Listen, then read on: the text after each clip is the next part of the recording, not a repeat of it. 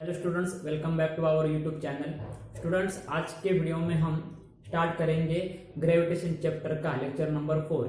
इस वाले पहले वाले लेक्चर में हमने केपलर्स के लॉज और न्यूटन का यूनिवर्सल लॉ ऑफ ग्रेविटेशन देखा था। इस वाले लेक्चर में हम देखने वाले यूनिफॉर्म सर्कुलर मोशन के बारे में और ग्रेविटेशनल फोर्स के बारे में और हाई टाइड और लो टाइड क्या होती है वो भी देखने वाले हैं। तो शुरू करते हैं।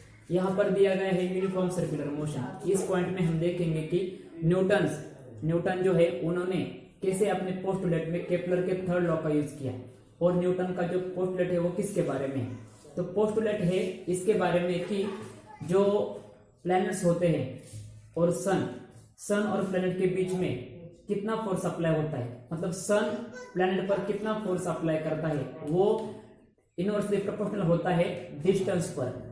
प्लैनेट और सन के बीच में जो डिस्टेंस है वो अगर ज्यादा होगा तो सन कम फोर्स अप्लाई करेगी और अगर उनके बीच में जो डिस्टेंस है वो कम होगा तो सन ज्यादा फोर्स अप्लाई करता है। ओके, अब हम ये जानते हैं कि जो प्लैनेट्स है वो सर्कुलर ऑर्बिट में नहीं बल्कि इलिप्टिकल ऑर्बिट में रिवॉल्व हो रहे होते हैं सन के अराउंड। ओके, जब प्लैनेट सन के अराउंड इलिप्टिकल ऑर्बिट में रिवॉल्व हो रहे होते हैं तो वो उनका सन से डिस्टेंस हर पॉइंट पर अलग अलग होता है, चेंज होता जाता है, क्योंकि ये सर्कुलर ऑर्बिट नहीं है, इलिप्टिकल ऑर्बिट है। तो जब सन के अराउंड इलिप्टिकल ऑर्बिट में प्लैनेट्स रिवॉल्व हो रहे होते हैं तब प्लैनेट्स पर एक फोर्स अप्लाई होता है। वो कौन सा होता है? Centripetal force. और उसी की वजह से प्लैनेट इलिप्टिकल ऑर्बिट में घूम रहे होते हैं।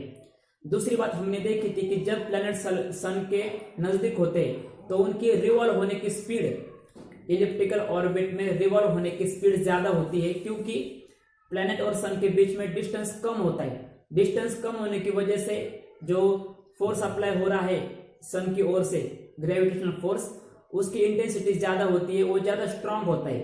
ओके, इसलिए जो प्लैनेट है वो ज्यादा फोर्स एक्सपीरियंस करता है। ज्यादा फोर्स एक्सपीरियंस करने की वजह से प्लैनेट जो है वो तेज स्पीड से उस सन के अराउंड चक्कर लगाता है। लेकिन जब प्लैनेट सन से दूर चला जाता है, मतलब प्लैनेट और सन के बीच में डिस्टेंस बढ़ जाता है, तो फोर्स जो है वीक हो जाता है, क्योंकि डिस्टेंस बढ़ने से जो सन फोर्स अप्लाई कर रही है प्लैनेट्स पर वो फोर्स कम होता चला जाता है।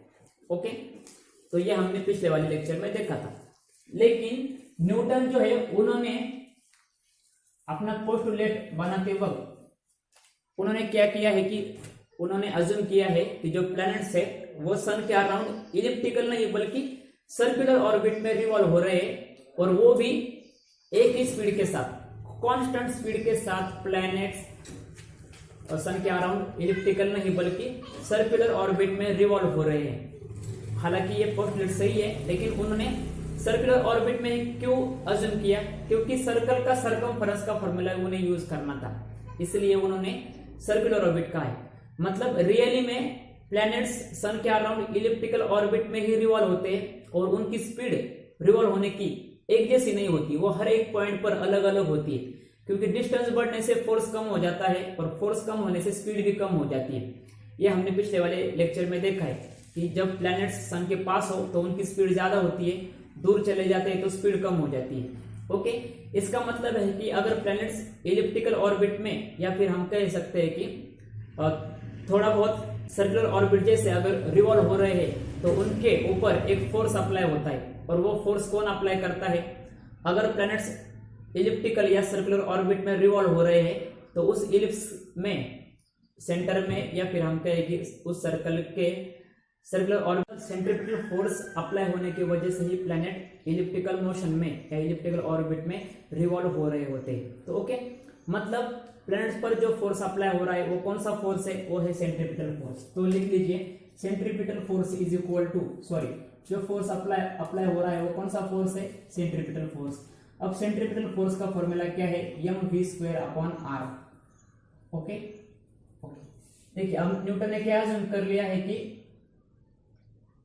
प्लैनेट जो है वो सर्कुलर मोशन में, सर्कुलर ऑर्बिट में रिवॉल्व हो रहे हैं। मान लीजिए सेंटर में है हमारा सन और यहाँ कोई प्लैनेट है। ओके, इस प्लेनेट ने रिवॉल्व होना, सन के अराउंड रिवॉल्व होना स्टार्ट कर दिया।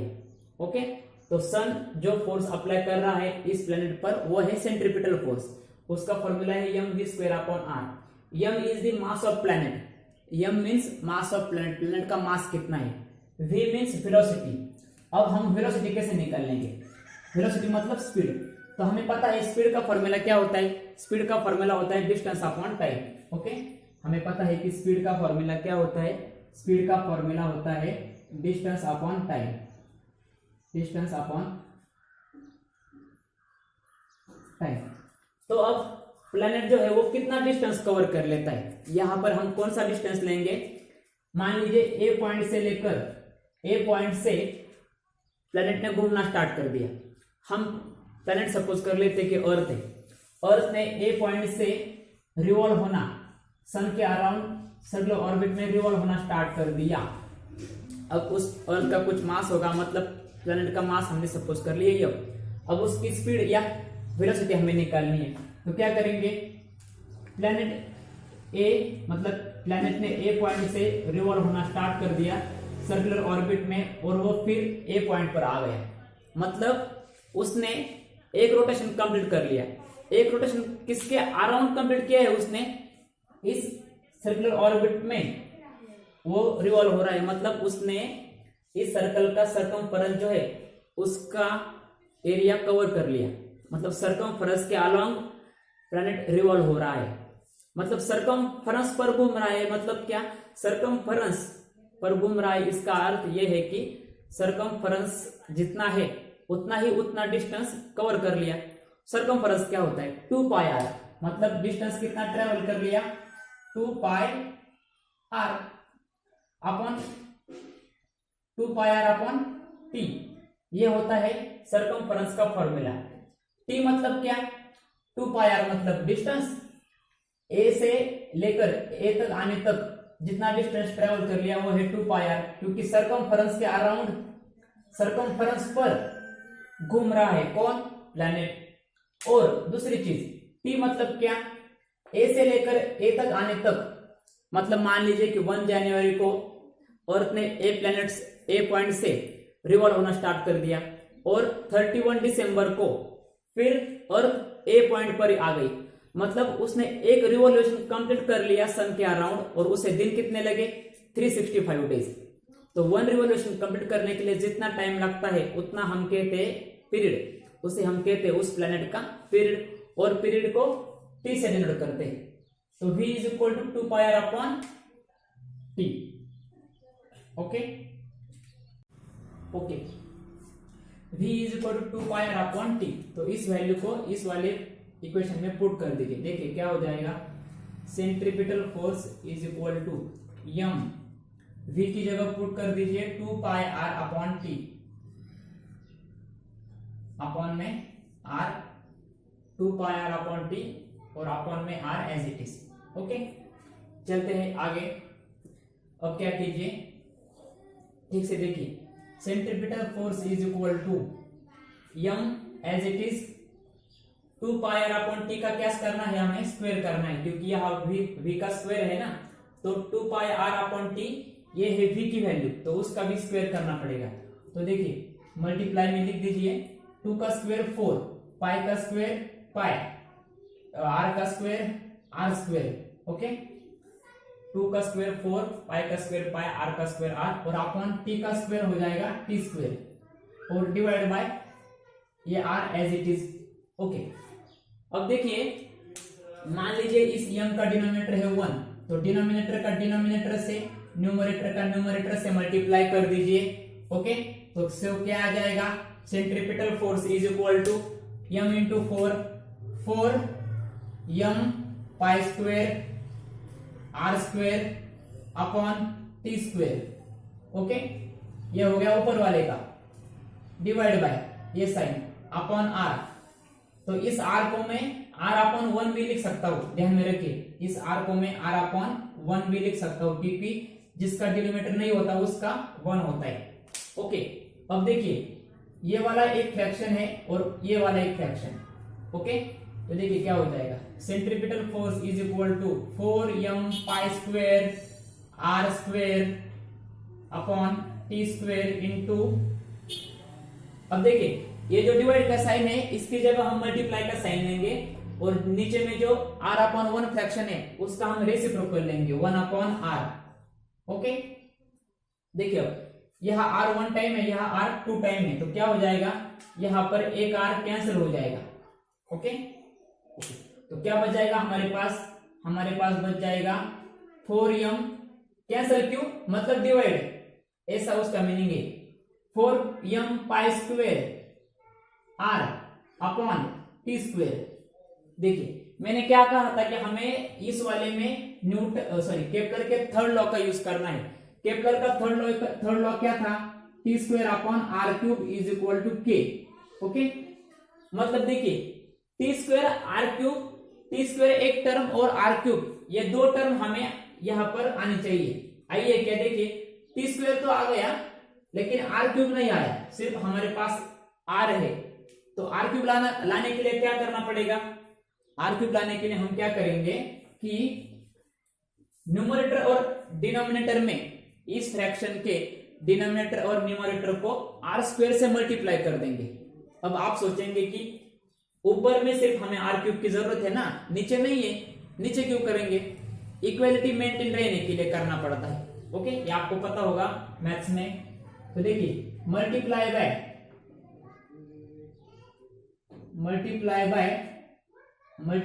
Numerator and denominator by r square. So क्या आ जाएगा, centripetal force is equal to 4m pi square r upon T square into r square upon r square. So centripetal force is equal to 4m pi square r into r cube, r into r square r cube upon में आ जाएगा t square into r square. Okay, अब देखिए अब क्या बच गया हमारे पास, और टी स्क्वेर तो हो गया। ओके, अब इसे थोड़ा रीअरेंज करते हैं। Okay, centripetal force is equal to, और रीअरेंज कैसे करेंगे, 4m pi square, okay, upon में आर स्क्वेर डाल देते हैं, इनटू इस आर क्यूब को ऊपर लिख देते हैं और अपॉन में टी स्क्वेर। ओके, अब देखिए ध्यान से, t square upon r cube is equal to होता है k, according to Kepler's law. अगर r cube upon T square कर दिया जाए तो क्या होगा, देखिए t square upon r cube, t square upon r cube का रेसिप्रोकल होगा r cube upon T square, तो के का रेसिप्रोकल क्या हो जाएगा, वो हो जाएगा 1 अपॉन के। तो देखिए हमारे पास अब r cube upon T square यहां पर आ गया, तो इसकी जगह हम क्या पुट कर देंगे, इसकी जगह हम पुट कर देंगे 1 अपॉन के। सो क्या हो जाएगा, देखिए centripetal force is equal to 4m pi square upon r square into 1 upon k. Okay, so अब देखिए यहां पर क्या क्या कांस्टेंट होगा। Okay, centripetal force is equal to 4m pi square upon r square into k. Okay, into k. अब देखिए यहां पर क्या क्या कांस्टेंट होने वाला है, देखिए यहां पर 4 कांस्टेंट होगा क्योंकि उसकी वैल्यू तो नहीं बदलेगी, मैं 4 को 4 ही कहूंगा ना, m मास, प्लेनेट का मास भी नहीं बदलने वाला। ओके, पाई स्क्वेर मतलब पाई की वैल्यू वो कितनी होती है 3.14, वो भी वैसे ही रहेगी, कांस्टेंट होगी। के की वैल्यू वो भी कांस्टेंट होती है, हमने देखा कि t square upon r cube का रेशियो जो होता है वो कांस्टेंट होता है। ओके, केपलर के थर्ड लॉ में हमने देखा t square upon r cube is equal to k, मतलब t square upon r cube का रेशियो जो होता है वो कांस्टेंट होता है। तो फिर रह क्या गया, देखिए यहां पर क्या क्या कांस्टेंट होगा, 4m पाई स्क्वेर अपॉन के इज कांस्टेंट, तो क्या बचा, तो सिर्फ बचा क्या, तो सिर्फ बचा आर स्क्वेर। मतलब क्या कि सेंट्रीपिटल फोर्स जो है, ओके, मतलब ये कह सकते हैं कि सेंट्रीपिटल फोर्स जो है वो सिर्फ आर स्क्वायर का मतलब क्या है? आर स्क्वायर का मतलब है distance between planet and sun. तो जो सेंट्रीपिटल फोर्स होगा वो होगा inversely proportional to, therefore centripetal force is equal to 1 upon r square. Okay, मतलब क्या? सेंट्रीपिटल फोर्स जो है वो इनवर्सली प्रोपोर्शनल है किसके? जो प्लैनेट और सन के बीच में जो डिस्टेंस है उस डिस्टेंस के इनवर्सली प्रोपोर्शनल होगा। इसका मतलब अगर डिस्टेंस बढ़ जाएगा प्लैनेट और सन के बीच में, तो फोर्स कम होता जाएगा। मतलब सन जो फोर्स अप्लाई कर रही है या कर रहा है वो फोर्स कम हो जाएगा। ओके, तो यही है पोस्टुलेट। तो न्यूटन्स ने ये बताया कि जो सारे के सारे ऑब्जेक्ट है यूनिवर्स में, जितने चाहे प्लैनेट्स है, उन प्लैनेट्स को बाकी के ऑब्जेक्ट्स, मतलब मैं अब अर्थ को अट्रैक्ट कर रहा हूं, लेकिन ऐसा तो नहीं होता कि मैं अर्थ को खींच रहा हूं, क्योंकि मास पे डिपेंड है।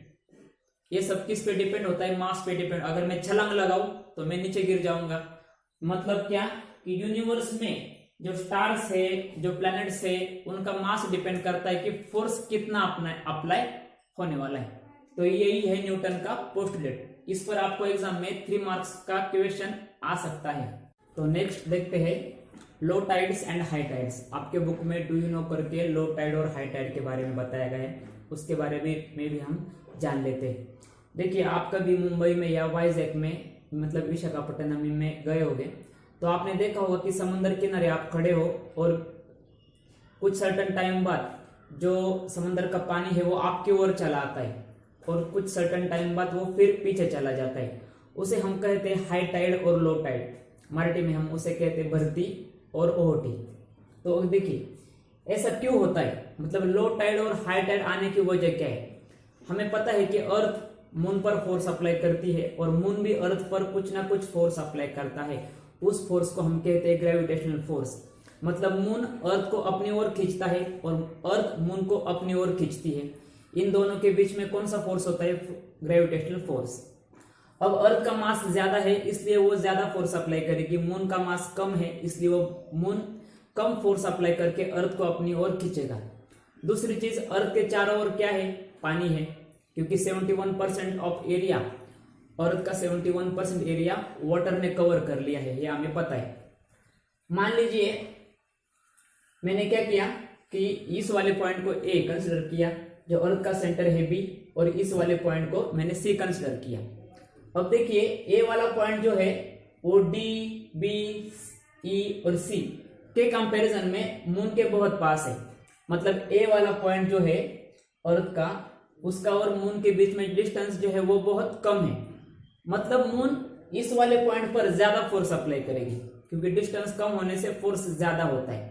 तो होता क्या है, ए पॉइंट पे, अर्थ के ए पॉइंट पर जितने भी कंट्रीज है, उन कंट्रीज में जितने ओशियन या सी है, उनका जो वाटर है उसको मून अट्रैक्ट कर लेगा। ओके, अब देखिए ये था फर्स्ट सिनेरियो। मैंने ये जो रेड से सर्कल ड्रॉ करके रखा है और ब्लू वाला है हमारी अर्थ, और उसके ऊपर जो रेड वाला सर्कल है उनके बीच में क्या है? वाटर है, ये आप ध्यान में रख ली। अब सेकंड सिनेरियो में देखिए क्या होता है। अब ए वाले पॉइंट में जितने भी कंट्रीज थे, वहां पर जो वाटर था, समंदर में वाटर था, उसको अर्थ ने अटैक कर लिया। तो वो जो वाटर है वो मून के पास थोड़ा सा खींचा चला आता है। ओके, अब देखिए यहाँ पर वाटर खींचा चला आता है, मतलब यहाँ पर वाटर की अमाउंट बढ़ जाती है। तो मतलब क्या कि डी और ई पॉइंट पे वाटर की अमाउंट कम होने वाली है। मतलब डी और ई पॉइंट पे जो कंट्रीज रहते हैं, वहां पर जो समुंदर है उनमें लो टाइड आ जाएगा। लो टाइड मतलब क्या? वहां का वाटर जो है वो पीछे चला जाएगा, और ए वाले पार्ट में जो कंट्रीज है उनमें जो समुंदर है उनका जो पानी है वो आगे चला जाएगा। मतलब हाई टाइड कहेंगे उसे, वो मून के ओर खींचा चला जाएगा। ओके, तो इसलिए क्या होता है, डी वाले पार्ट में और ई वाले पार्ट में जो वाटर है वो एक की तरफ शिफ्ट हो जाता है। ओके, अब हमें लगता है कि क्या सिर्फ एक जगह ही हाई टाइड आया है? कौन सी जगह? एक ही जगह हाई टाइड आ गया है, लेकिन ऐसा नहीं होता। जब किसी जगह हाई टाइड आ जाता है तो किसी जगह लो टाइड आ जाता है। ओके, क्योंकि अगर यहाँ वाटर का अमाउंट बढ़ गया है तो किसी जगह तो कम होना चाहिए ना। ओके, अब देखिए मून जो अर्थ का ए पॉइंट है उस पर भी फोर्स अप्लाई कर रही है, लेकिन रियलिटी में मून अर्थ के हर पॉइंट पर फोर्स अप्लाई करता है। सिर्फ फर्क इतना है कि ए पॉइंट पर ज्यादा फोर्स अप्लाई होगा, मून अर्थ को अट्रैक्ट करती है। ओके, तो देखिए मतलब मून जो है अर्थ के सभी पॉइंट्स पर फोर्स अप्लाई कर रही है, तो अर्थ को भी खींच रही है ना, अर्थ कैसे, अर्थ को अपनी ओर खींच रही है। मान लीजिए ये अर्थ का बी पॉइंट है, तो वो क्या जाता है, मून अर्थ को भी खींचती है। इसकी वजह से मून थोड़ा बहुत मून की हमारी जो अर्थ है वो थोड़ी बहुत मून की ओर शिफ्ट हो जाती है। उसकी वजह से देखिए क्या हो जाता है, ऐसा सिनेरियो जनरेट हो जाता है। ओके ओके, यहां पर देखिए आपको शायद दिख रहा होगा। ओके, अब देखिए जो हमारी अर्थ है वो ए की ओर शिफ्ट होने की वजह से क्या होता है, देखिए थोड़ी शिफ्ट होती है ना, तो सी मतलब जो सी पॉइंट है हमारी अर्थ के एक साइड में, वहां की अर्थ थोड़ी इधर शिफ्ट हो गई, तो यहाँ क्या हो जाएगा, यहाँ भी हाई टाइड हो जाता है। मतलब इस प्रकार देखिए, मतलब अगर हम 4 पॉइंट कंसिडर कर ले अर्थ के, नॉर्थ, साउथ, ईस्ट और वेस्ट, तो दो मतलब अब इस केस में देखिए, इस केस में क्या हुआ है, मान लीजिए ये है नॉर्थ, ये है ईस्ट, तो ये कौन सी होगी, मान लीजिए ये नॉर्थ है और ये है साउथ, नीचे वाली साउथ होती है, ये वाली अगर हम नॉर्थ कंसिडर करें तो, और ईस्ट और वेस्ट में मतलब ए पॉइंट और सी पॉइंट में जितने भी कंट्रीज है, उन कंट्रीज में जितने समंदर है उनमें क्या आ जाएगा, हाई टाइड आ जाएगा। हाई टाइड आने की वजह से मतलब क्या कि सी और डी पॉइंट की तरफ जितने भी कंट्रीज है उन समंदर में वाटर का अमाउंट ज्यादा हो गया है। ओके, उधर की ओर वाटर शिफ्ट हो गया है, मतलब दो और वाटर का अमाउंट शिफ्ट हो गया, वाटर शिफ्ट हो गया, मून की तरफ अट्रैक्ट हो गया। इसका मतलब ए और ई और डी पॉइंट पे वाटर की अमाउंट कम हो जाएगी, मतलब वहां क्या, लो टाइड आ जाएगा, लो टाइड आ जाएगी। तो देखिए मतलब ऐसा सिनेरियो जनरेट होता है, मतलब हाई टाइड जब दो जगह पर आ जाए तो 2 पॉइंट पर लो टाइड आता है। ओके, ये किस वजह से होता है, मून अर्थ को अपनी ओर अट्रैक्ट करता है, उस वजह से होता है। अब देखिए 6 घंटे बाद क्या होगा, अगर मान लीजिए ए और सी पॉइंट पर हाई टाइड आ गया है, तो जो डी और ई पॉइंट है वहां लो टाइड आ गया होगा। ओके, लेकिन 6 घंटे बाद देखिए क्या होता है, जब हमारी अर्थ तो रोटेट हो रही है ना, 6 घंटे बाद देखिए क्या होता है, 6 घंटे बाद ऐसा सिनेरियो जनरेट होता है। क्या होता है कि जो ए वाला पॉइंट है वो डी वाले पॉइंट पर चला जाता है। ओके, मतलब हमारी अर्थ रोटेट हो रही है, तो उस वक्त क्या होता है, पहले ए पॉइंट पर हाई टाइड थी, तो बाद में क्या हो जाएगा, ए पॉइंट पर लो टाइड आ जाएगा, और ई पॉइंट पर क्या था, लो टाइड, तो ई पॉइंट पे हाई टाइड आ जाएगा। तो इस प्रकार जब अर्थ 6 घंटे बाद रोटेट होती है, मतलब 6 रोटेट हो रही होती है, लेकिन 6 घंटे बाद क्या होता है कि चारों पॉइंट की पोजीशन चेंज हो जाती है। ओके, मतलब पहले देखिए डी वाले रीजन में जितने भी कंट्रीज थे उनमें लो टाइड आ गया था, 6 घंटे बाद उनमें क्या आ जाएगा, डी पॉइंट पे, मतलब डी पॉइंट पे जितने भी कंट्रीज थे उनमें जो समंदर है उनमें 6 घंटे के बाद हाई टाइड आ जाएगा, फिर 6 घंटे बाद लो टाइड, फिर 6 घंटे बाद हाई टाइड आ जाएगा। तो ये है लो टाइड और हाई टाइड के बारे में। ओके, ये होता है किस वजह से, मून के अर्थ पर फोर्स अप्लाई करने की वजह से होता है। इतना ही था ये डू यू नो पॉइंट में।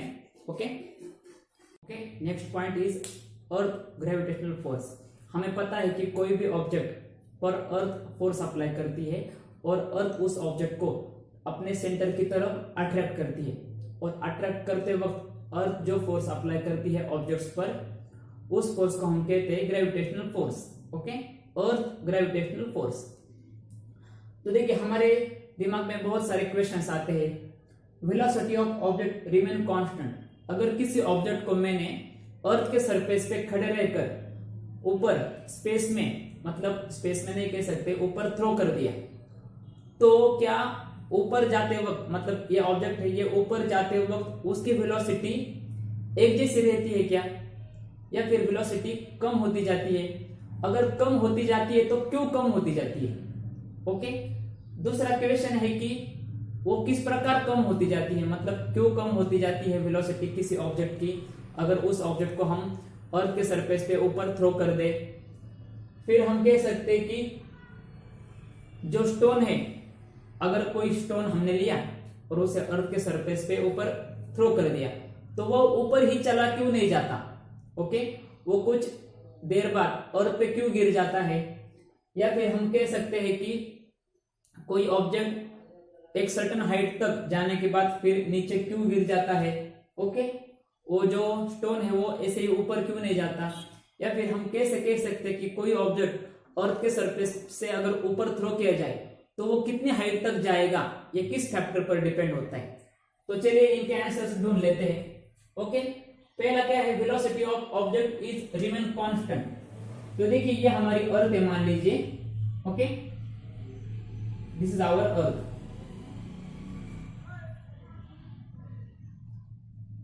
अब मैंने क्या किया कि मैं अर्थ के सरफेस पे यहां खड़ा हूं और मैंने एक ऑब्जेक्ट लिया और उसे हवा में उछाल दिया। मान लीजिए कि वो ऑब्जेक्ट हवा में उछलने के बाद इतनी हाइट तक गया। ओके, इतनी हाइट तक वो गया। अब क्या हो जाता है, इतनी हाइट तक गया क्यों?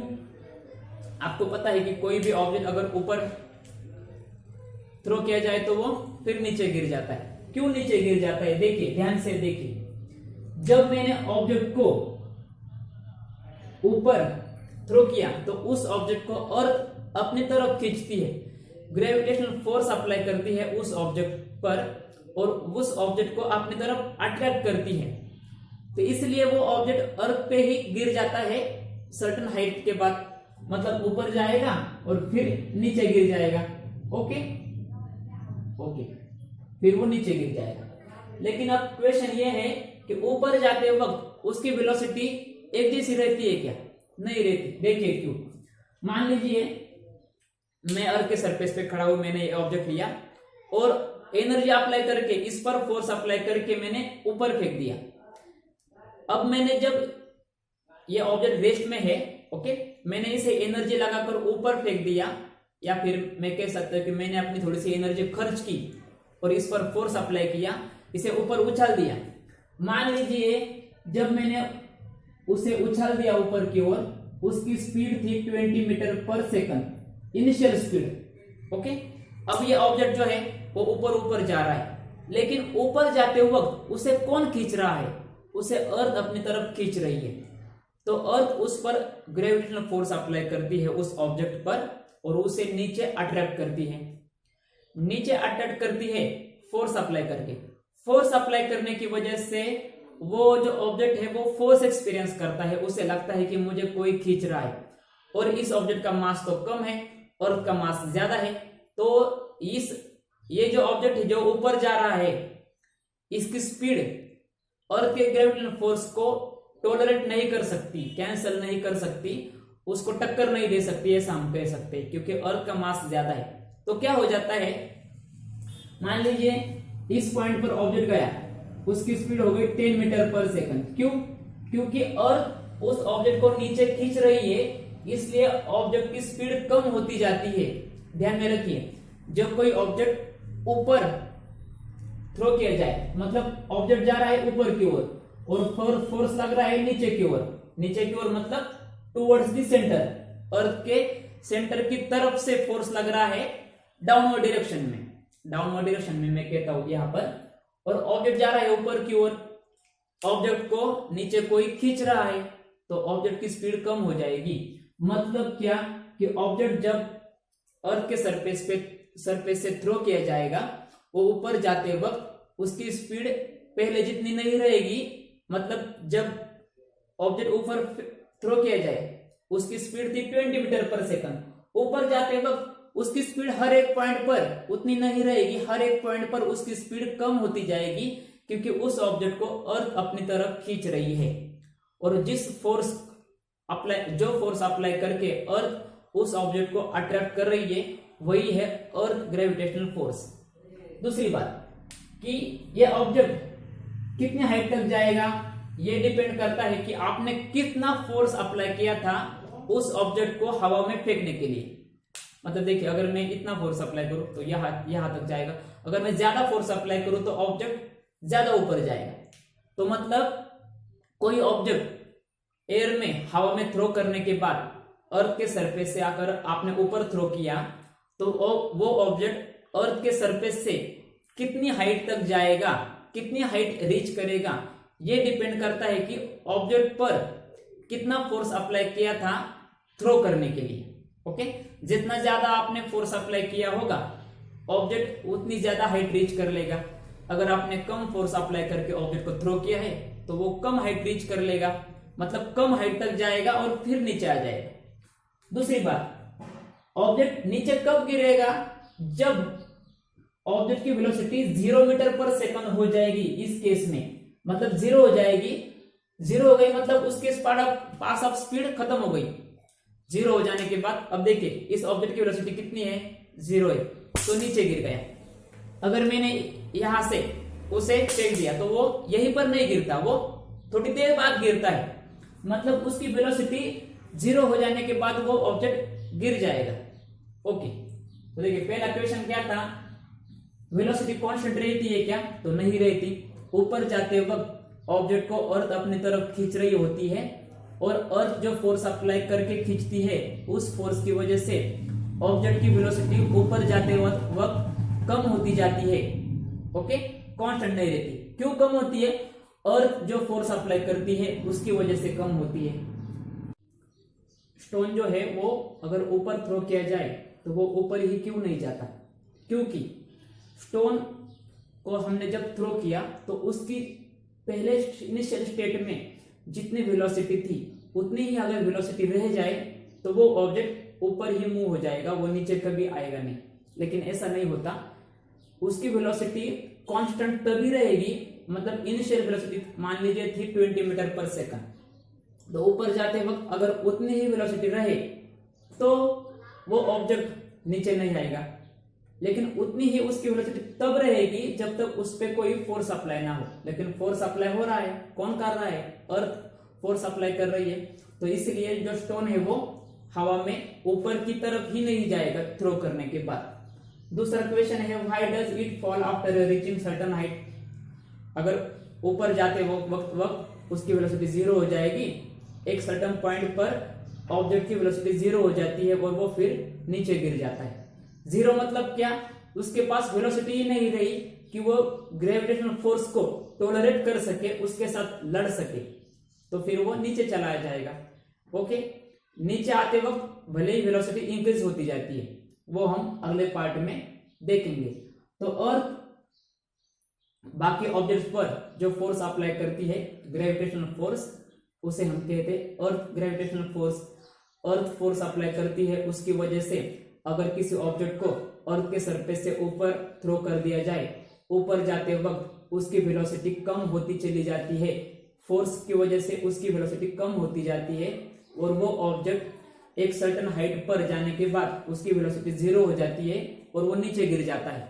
नीचे क्यों गिरता है, क्योंकि अर्थ उसे अट्रैक्ट कर रही है। 0 वेलोसिटी होने के बाद वो अर्थ के ग्रेविटेशनल फोर्स को मात नहीं दे सकता, इसलिए वो नीचे आ जाता है।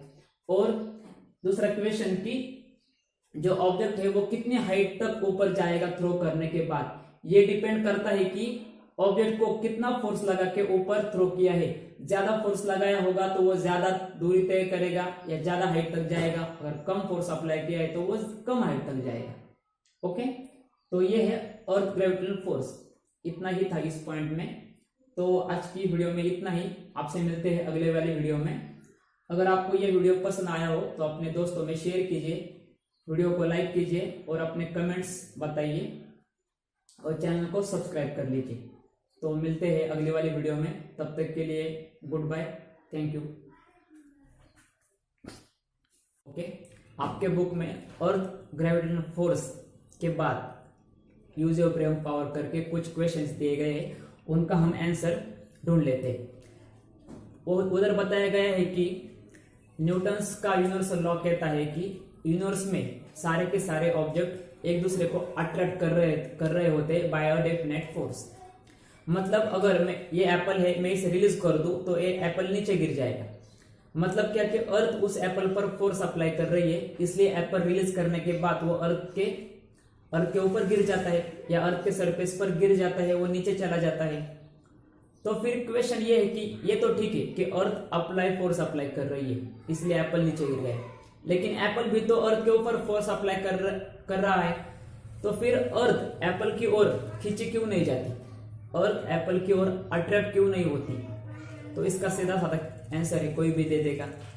एप्पल का मास बहुत कम है और लॉ क्या कहता है कि फोर्स कितना अप्लाई होगा वो मास के ऊपर डिपेंड है, ओके, और डिस्टेंस के ऊपर भी डिपेंड है, लेकिन हम मास को देख लेते हैं। एप्पल का मास बहुत कम है एज कंपेयर टू अर्थ, क्योंकि अर्थ का एरिया बहुत बड़ा है, अर्थ का मास बहुत ज्यादा है। मतलब ये ऐसा सिनेरियो हो गया, हाथी के आगे चींटी, चींटी मतलब एप्पल, हाथी मतलब हमारी अर्थ, तो उसके आगे जो एप्पल का मास है वो बहुत ही निग्लिजिबल है, और एप्पल जो अर्थ पर फोर्स अप्लाई करेगी वो बहुत ही कम होगा, निग्लिजिबल होगा, इसलिए अर्थ एप्पल की ओर कभी खींची नहीं जाएगी। ओके, देन सेकंड क्वेश्चन, उन्होंने बोल रखा है कि मून भी अर्थ की ओर अट्रैक्ट होता है, अर्थ मून पर भी फोर्स अप्लाई करती है, तो मून अर्थ के ऊपर क्यों नहीं गिरता? या फिर सैटेलाइट्स जो अर्थ के अराउंड रिवॉल्व हो रहे हैं वो सैटेलाइट्स अर्थ के ऊपर क्यों नहीं गिरते? जैसे एप्पल गिरता है वैसे वो क्यों नहीं गिरते? एप्पल के ऊपर फोर्स अप्लाई हो रहा है, एप्पल गिर गया। सैटेलाइट्स और मून के ऊपर अर्थ फोर्स अप्लाई करती है, तो वो क्यों नहीं अर्थ पर नीचे गिर जाते? तो उसका आंसर ढूंढ लेते। मान लीजिए ये हमारी अर्थ है, उसके ऊपर एक लड़का खड़ा है, उस लड़के ने हाथ में एक बॉल ले लिया और उस बॉल को उसने फोर्स लगा के हवा में थ्रो कर दिया, तो वो क्या हो जाएगा? जो बॉल है वो एक लीनियर मोशन में स्ट्रेट लाइन में चला जाएगा, और क्योंकि उस पर फोर्स अप्लाई हो रहा है अर्थ का, तो एक सर्टेन पॉइंट पर उसकी वेलोसिटी 0 हो जाएगी और वो एप्पल नीचे गिर जाएगा, और जो एप्पल है वो अर्थ के सरफेस पर गिर गया। लेकिन उस लड़के ने फिर से वो बॉल लिया और अब की बार ज्यादा फोर्स अप्लाई करके उस बॉल को फिर से एयर में थ्रो कर दिया। फिर बॉल के पास स्पीड आ गई, बॉल मोशन में आ गया, उसके पास वेलोसिटी आ गई, तो इसलिए बॉल जो है वो लिनियर मोशन में गया। लेकिन फिर भी अर्थ फोर्स अप्लाई कर रही है, तो बॉल की वेलोसिटी उसकी वजह से कम हो जाएगी, एक सर्टेन पॉइंट पर उसकी वेलोसिटी कम हो जाएगी या फिर स्पीड कम हो जाएगा और बॉल नीचे गिर जाएगा और वो अर्थ पर गिर जाएगा। लेकिन लड़के ने फिर से बॉल लिया और अब की बार इतना फोर्स लगा के उससे हवा में एयर में थ्रो कर दिया कि बॉल के पास इतनी वेलोसिटी आ गई कि वो स्ट्रेट लिनियर मोशन में इतनी दूर चली गई, और यहाँ पे जाने के बाद उसकी वेलोसिटी हो गई 0, मतलब बॉल की वेलोसिटी हो गई 0 और बॉल नीचे गिर गया। बॉल तो नीचे गिर गया लेकिन अर्थ खत्म हो गई। ये ऐसा तो नहीं हो सकता, ये मैं आपको समझाने के लिए बोल रहा हूं। इतनी फोर्स लगाकर कोई भी बंदा इतना बॉल फास्ट नहीं हवा में थ्रो कर सकता, ये सिर्फ एग्जांपल दे रहा हूं। तो बॉल तो नीचे गिर गया, बॉल नीचे गिर रहा है मतलब अर्थ फोर्स अप्लाई कर रही है, क्योंकि ऑब्जेक्ट चाहे यहाँ हो कहीं पर भी हो, अर्थ उस पर फोर्स अप्लाई करती है। 35,000 हाइट पर भी, अर्थ के सरफेस से 35,000 इतनी हाइट पर भी अगर कोई हो तो उस पर भी अर्थ फोर्स अप्लाई करती है। तो इस बॉल पर भी करेगी। बॉल नीचे गिर गया लेकिन बॉल को नीचे गिरने के लिए जमीन ही नहीं मिली, तो उसने अर्थ को मिस कर दिया। ओके, ऐसा ही कुछ होता है जब कोई सैटेलाइट्स को अर्थ से प्रोजेक्ट कर दिया जाता है। अब देखिए, इस बॉल के पास इतनी वेलोसिटी थी कि उसकी वेलोसिटी स्पेस में जाने के बाद 0 तो हो गई, वो तो नीचे गिर गया। ओके, वो नीचे गिर गया लेकिन उसको गिरने के लिए जमीन ही नहीं मिली या हम अर्थ का सरफेस ही नहीं मिला। वो हर बार गिर जाता है और अर्थ को मिस कर देता है, और हमें लगता है कि वो सर्कुलर मोशन में रिवॉल्व हो रहा है। ओके, मतलब रिवॉल्व तो होता है मतलब, लेकिन वो एक्चुअली में गिर रहा होता है। ये आपके बुक में दिया नहीं है लेकिन आपको पता होना चाहिए। ओके, दूसरी बात, अब देखिए, अर्थ से अगर कोई सैटेलाइट को प्रोजेक्ट कर दिया जाता है स्पेस में, तो कैलकुलेशन किया जाता है कि कितनी स्पीड से सैटेलाइट को भेजना होगा ताकि आसमान में जाने के बाद या स्पेस में जाने के बाद भले ही उसकी वेलोसिटी 0 हो, वो नीचे गिर जाएगा, लेकिन उसको गिरने के लिए जमीन ही नहीं मिलेगी, अर्थ ही नहीं मिलेगी। वो गिरते समय अर्थ के सरफेस को मिस कर देगा। इस तरीके से स्पेसक्राफ्ट या सैटेलाइट्स को प्रोजेक्ट किया जाता है स्पेस में। तो हमें लगता है कि मून क्यों नहीं गिरता, उसका वही रीजन है, मून के पास अपनी वेलोसिटी होती है। मून के पास अपनी वेलोसिटी होती है, उस वेलोसिटी के कारण मून भी अर्थ पे उसकी वेलोसिटी होती है, मतलब वेलोसिटी 0 हो जाती है। मान लीजिए ये मून है, ओके, उसकी वेलोसिटी जो कोई भी हो, वो अगर इधर घूम रहा है, यहां पर आ गया, मून नीचे गिर जाता है।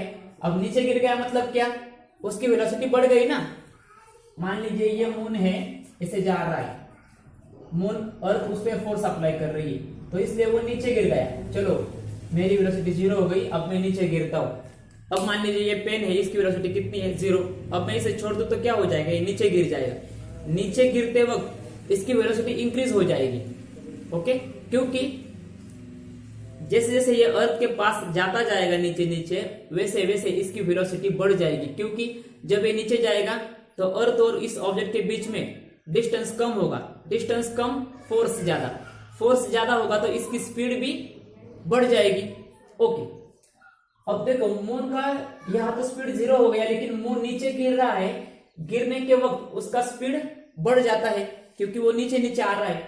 लेकिन वो इस प्रकार गिरता है कि उसे गिरने के लिए धरती ही नहीं मिलती, या फिर वो अर्थ को मिस कर देता है। और हम कहते हैं कि मून जो है वो सर्कुलर मोशन में या इलिप्टिकल मोशन में अर्थ के अराउंड रिवॉल्व हो रहा है। एक्चुअली में वो गिर रहा होता है, लेकिन गिरने की वजह से भी उसमें एक स्पीड आ जाती है, ओके। अब देख लेते हैं कि आपके बुक में क्या दिया है, और उसे एक दूसरा भी रीजन है, मैं वो आपको बता देता हूं। मान लीजिए ये हमारी अर्थ है, ओके, और यहाँ पे कोई सैटेलाइट है, वो सैटेलाइट इस पर्टिकुलर ऑर्बिट में घूम रही है, ओके ओके, ठीक है। अब देखिए, मान लीजिए उस सैटेलाइट की वेलोसिटी स्पेस में जाने के बाद 0 हो गई। जो सैटेलाइट है वो प्रोजेक्ट कर दिया गया। मान लीजिए सैटेलाइट स्पेस में जाने के बाद उसकी वेलोसिटी 0 हो गई। अब 0 होने के बाद वो क्या होगा, वो गिर जाएगा, और वो गिर गया, ओके। मान लीजिए यहां पर सैटेलाइट जाने के बाद वो गिर गया, ओके, सैटेलाइट यहां पर गया, उसकी वेलोसिटी 0 हो गई। अब 0 क्यों होगी बताइए, जब सैटेलाइट ऊपर जा रही होती है तो अर्थ उस पर फोर्स अप्लाई कर रही होती है, लेकिन एक सर्टेन पॉइंट पर जो सैटेलाइट है उसकी वेलोसिटी 0 हो जाने के बाद सैटेलाइट नीचे गिर जाता है, ओके।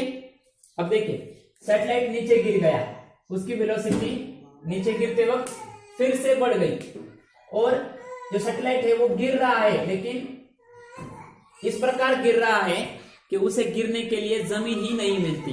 वो हर बार गिर रहा होता है सैटेलाइट, लेकिन वो हर बार उसको मिस कर देता है, किसको, अर्थ के सरफेस को। अब देखिए, मान लीजिए कि वो जो गिर रहा है वो इस इलिप्टिकल ऑर्बिट में या सर्कुलर ऑर्बिट में गिर रहा है, तो होता क्या है, अर्थ का सेंटर, मान लीजिए यह है सैटेलाइट, अर्थ का सेंटर इस सैटेलाइट को अपनी ओर खींचता है।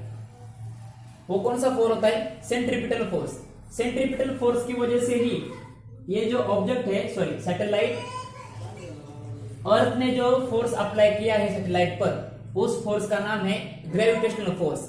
लेकिन वो फोर्स जो है वो सेंट्रीपिटल फोर्स की तरह काम करेगा। वो फोर्स इस सैटेलाइट पर अप्लाई हो रहा है, इसलिए सैटेलाइट नीचे गिर रहा है। लेकिन सैटेलाइट किस प्रकार गिर रहा है, वो सर्कुलर ऑर्बिट में गिर रहा है, इसलिए हम कहेंगे कि ये कौन सा वाला फोर्स है, सेंट्रीपिटल फोर्स। अब ये सैटेलाइट, इसके पास वेलोसिटी है ना, ओके, क्योंकि वो नीचे गिर रहा है, मतलब उसके पास स्पीड है, तो उस स्पीड का यूज वो किसके लिए करता है, वो कहता है अर्थ के तुम मेरे पास आओ, ये कहता है नहीं मेरे पास तो वेलोसिटी है, मैं बाहर जाना चाहूंगा, मैं तुम्हारे पास नहीं आऊंगा। तो सैटेलाइट बाहर इस पर्टिकुलर ऑर्बिट के बाहर जाने की कोशिश करता है, उसके लिए वो एक फोर्स अप्लाई करता है, उसे कहते हैं centrifugal force. Centrifugal force, gravitational force, centrifugal जो फोर्स है जो सैटेलाइट्स बाहर जाने के लिए लगा रहा है, इस पर्टिकुलर ऑर्बिट में ना घूमते हुए वो बाहर जाने की कोशिश कर रहा है, उसके लिए वो एक फोर्स अप्लाई करता है। वो फोर्स कौन सा होता है? Centrifugal force. वो इस सेंट्रीफ्यूगल फोर्स के अपोजिट होता है। मतलब ये है सेंट्रीफ्यूगल फोर्स, ये इस ओर खींच रहा है, और ये है सेंट्रीफ्यूगल फोर्स, ये इस ओर खींच रहा है। दोनों ही फोर्सेस बैलेंस होते हैं, लेकिन जो सैटेलाइट जो फोर्स अप्लाई करता है इस खुद की वेलोसिटी की वजह से, वो फोर्स बहुत कम होता है। तो ऐसा नहीं होगा कि वो अर्थ को अपने ओर खींच लेगा या फिर बाहर ऑर्बिट के बाहर चला जाएगा, क्योंकि मास जो अर्थ का मास है वो ज्यादा है। मास ज्यादा होने की वजह से अर्थ ज्यादा फोर्स अप्लाई करेगी। इसका मतलब सेंट्रीपिटल फोर्स ज्यादा होगा, उसकी वजह से जो सैटेलाइट है वो नीचे गिरता ही चला जाएगा, गिरता ही चला जाएगा। लेकिन किस प्रकार गिरेगा? वो गिरेगा सर्कुलर ऑर्बिट में। ओके, तो आपको, मुझे आशा है कि आपको आपका आंसर मिल गया होगा कि मून और सैटेलाइट्स अर्थ के ऊपर क्यों नहीं गिरते। ओके, तो इस वीडियो में आज इतना ही। मिलते हैं अगली वाली वीडियो में। अगली वाली वीडियो में हम earth gravitational acceleration, value of g, इनके बारे में पढ़ेंगे। इस वीडियो में अगर आपको कुछ डाउट्स है तो आप डाउट्स कमेंट कीजिए। अगर वीडियो अच्छी लगी हो तो वीडियो को लाइक कीजिए, अपने थॉट्स कमेंट में दीजिए, और अगर चैनल पर पहली बार आए हैं तो चैनल को सब्सक्राइब कीजिए, ताकि आपको आने वाले चैप्टर्स के वीडियो के नोटिफिकेशन मिल जाए। तो एनीवे, आज की वीडियो में इतना ही। मिलते हैं आपसे अगली वाली वीडियो में। तब तक के लिए गुड बाय, थैंक यू।